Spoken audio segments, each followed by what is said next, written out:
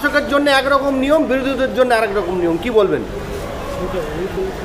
শাসকের জন্য শরবত আর বিরোধীদের জন্য পর্বত। কারণ বাংলার বুকে মমতা ব্যানার্জি এই যে সরকার, এই সরকার লক্ষ্মীর ভাণ্ডার আর গদগদ মুসলমানদের ভোটে জিতে আছে। আজকে উনি বলেন অনেক উন্নয়ন করেছি, তাহলে এত যদি উন্নয়ন করে থাকেন তাহলে ভোট লুট করতে হয় কেন? তাহলে বিরোধীদের ঘরছাড়া হতে হয় কেন? তাহলে কোনো বিরোধী পক্ষ মিটিং মিছিল করতে গেলে পারমিশন কেন পায় না? আপনারা দেখুন, রাজ্যপালের কাছে যখন অভিষেক ব্যানার্জি আলালের ঘরের দুলাল, যে নাকি 7 লক্ষ ভোটে জিতেছে, 1 পো দুধে 7 পো পানি মেরে জিতেছে, সেই লোকটি যখন বলল 100 দিনের টাকা আনতে যাচ্ছি দিল্লিতে, দিল্লিতে গেল, বাসে করে গেল, ট্রেনে করে গেল, প্লেনে গেল, ওখানে গিয়ে রাজঘাটে একটা সিটি মেরেছে পুলিশ। পুলিশ লাঠি তোলেনি, পুলিশ টিয়ার গ্যাস চালায়নি, পুলিশ মারেনি। এক সিটিতে ওদের এমএলএর ফোন হারিয়ে গেল, এক সিটিতে ওদের এমএলএ জুতো হারিয়ে ফেললো, এক সিটিতে এত মরদের বাচ্চা যে ছুটে পুলিশের গাড়িতে উঠে পড়ল। তারপরের দিনে বললাম আমরা গ্রাম উন্নয়ন দপ্তরে যাব। ঠিক আছে, গ্রাম উন্নয়ন দপ্তরে কতজন গেল? 1 জন না, 2 জন না, 3 জন না, 40 জন গ্রাম উন্নয়ন দপ্তরে গেল।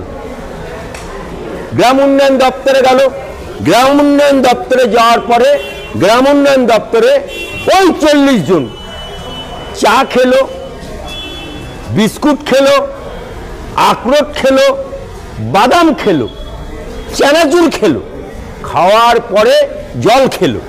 খাওয়ার পরে গ্রাম উন্নয়নের প্রতিমন্ত্রী বলল যে আপনারা 5 জন প্রতিনিধি আমার ঘরে আসুন, একটা ডেকোরাম মেনটেন করে। কিন্তু ওরা কি বলল? না, আমরা 40 জনই ঢুকবো। কিন্তু 40 জন তো ঢোকা যায় না, একটা মন্ত্রীর ঘরে 40 জন ঢোকা যায়? আজকে যদি নবান্নে আমরা যদি কেউ যাই, একটা কোনো রাজনৈতিক দলের প্রতিনিধি হোক, ডেপুটেশন হোক বা যে কোনো, পুলিশগুলো পারমিশন দেবে? পারমিশন দেবে না, বলবে 4 জন যান, 5 জন যান। ঠিক সেই রকম ভাবে 5 জনের অনুমতি দিয়েছিল। ওরা যখন শুনলো না, বললো 40 জনই ঢুকবো মন্ত্রীর ঘরে, তখন দিল্লির পুলিশ বাধ্য হয়ে গ্রাম উন্নয়ন দপ্তরের ভেতরে ঢুকে ওই 40 জনকে দপ্তর থেকে বার করতে। যখন বার করতে গেল, এত মরদের বাচ্চা যে মেয়েদের পাল্লুতে লুকুতে হলো। তারপরে ওখান থেকে বেরিয়ে এলো, বেরিয়ে আসার পরে কলকাতায় পা দিয়ে কি বলল না, আমি রাজ্যপালের সাথে দেখা করব। যেখানে 144 যারা অল টাইম রাজ্যপালের, সেখানে পিসিমণি শুধু মুখ্যমন্ত্রী আছে বলে ওখানে মঞ্চ বাঁধা হলো, সেখানে হুলালা গান হলো, মমতা ব্যানার্জির কবিতা এপাং ওপাং ধপাং আলোচনা হলো। ওই শ্রীরামপুরের সাংসদ তিনি কল্যাণ ব্যানার্জি বললো খিচ মেরা ফটো, খিচ করলো। তারপরে এই পারমিশনটা কলকাতার কোন পুলিশ কমিশনার পারমিশন দিয়েছিল, কোন ডিসি পারমিশন দিয়েছিল, কোন এসি পারমিশন দিয়েছিল? জবাব কিন্তু তাকে দিতে হবে।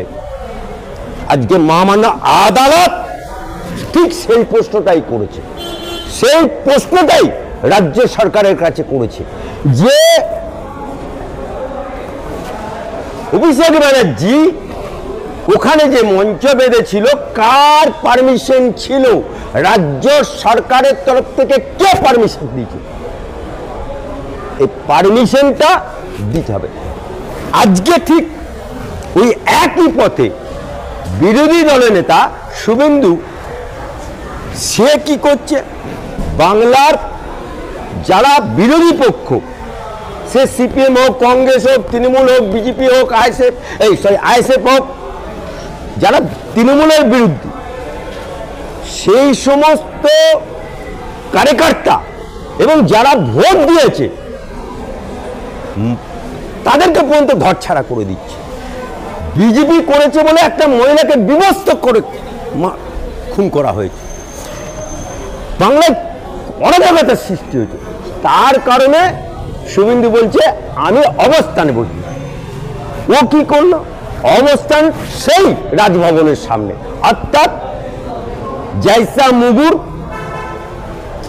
তাইসা কুকুর, অর্থাৎ জৈসা হাঁড়ি আইসা ধাক্কারি।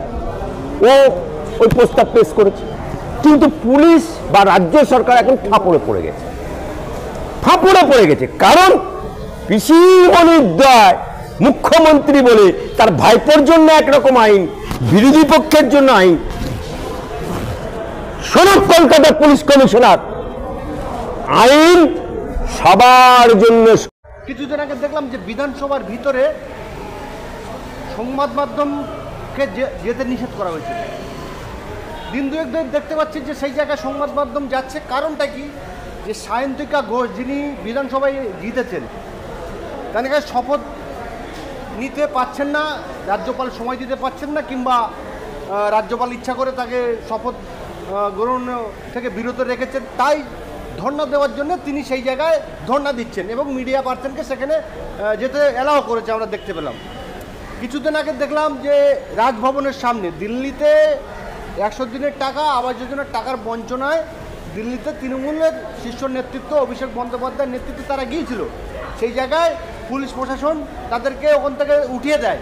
তার প্রতিবাদে ওই যারা গিয়েছিল দিল্লিতে ধর্ণা দিতে, তাদের আসার আগেই রাজভবনে অভিষেক বন্দ্যোপাধ্যায় প্যান্ডেল বেঁধে নাচ গান ধুমধাম করলেন, হুলালা করলেন। কোনো অসুবিধা নেই, তখন 144 দ্বারা ছিল না। বর্তমানে 2024 লোকসভায় ভোট পরবর্তী হিংসার জন্যে শুভেন্দু অধিকারী সেই জায়গায় ধর্ণা দেবে বলছিলেন। শুভেন্দু অধিকারীকে বললো যে 144 ধারা দেখিয়ে তাকে সেখানে ধর্ণা দিতে পারবেন না। তাহলে আপনারা বুঝতে পারছেন যে শাসকের জন্য একরকম নিয়ম আর বিরোধীর জন্য আরেক রকম নিয়ম। সেই জায়গায় ধর্ণা দেওয়ার জন্য শুভেন্দু অধিকারীকে কলকাতা হাইকোর্টে ছুটতে হলো এবং রাজ্য সরকার বলছে না অমুক দিন 4 ঘন্টার সময় আপনাকে দেওয়া হবে। তার মানে ধর্ণা যাদের বিরুদ্ধে দেবে তাদের সুবিধা মতোই সেই জায়গায় তাকে সময় দেওয়া হচ্ছে। এটা কি চলছে পশ্চিমবাংলায়? এটা কি চলতে থাকবে এইভাবে? আমরা এই সমস্ত বিষয়ে কথা বলবো। আমাদের সঙ্গে রয়েছেন কলকাতা হাইকোর্টের বর্ষিয়ান আইনজীবী আলী আফজাল চাঁদ মহাশয়।